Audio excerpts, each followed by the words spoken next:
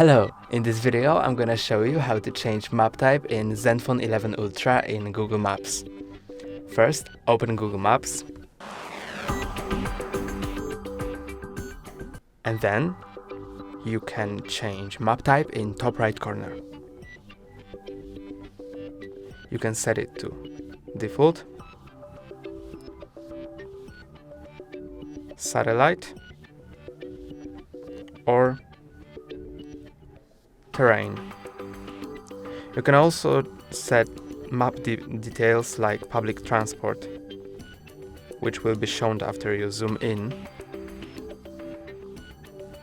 or traffic. That's all for today. Don't forget to like and subscribe. See you next time.